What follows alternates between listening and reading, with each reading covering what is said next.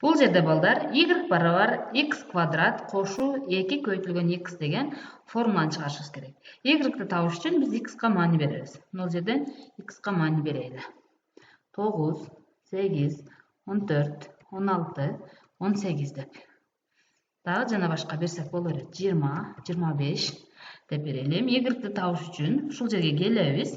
Курсорду бул жерге алып келип туруп, сөзсүз түрдө барабар белгисин жазабыз. 0 жакка жазсаңар да болот. Барабар белгисин жазгандан кийин бизде x-ыбыз мынау 9 x-ка барабар. Ушул жерге мышканы алып келсек 9 жазылып калат. Мына жерде A2 уячасы. Даражаны жазыш үчүн биз shift менен 6 белгисин тамганы бассак 6 жазылат. 2 x-тин экинчи даражасы. Эми кошуу 2 көбөйтүүнү жазыш үчүн биз shift менен 8 тамгасын жазабыз. 8ди басабыз. 2 көбөйтүү кайра x-ыбыз бизде мына 9. Эми enterди басабыз. Эми кийинки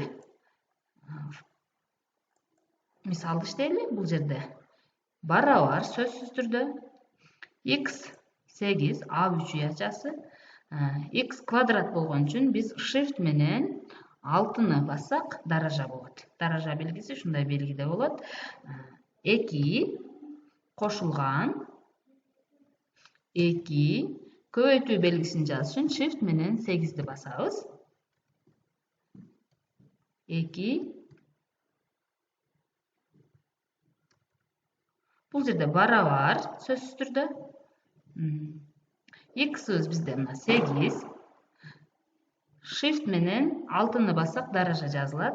Даражасы 2 кошулган бизде 2 жазылып турат мына жерде.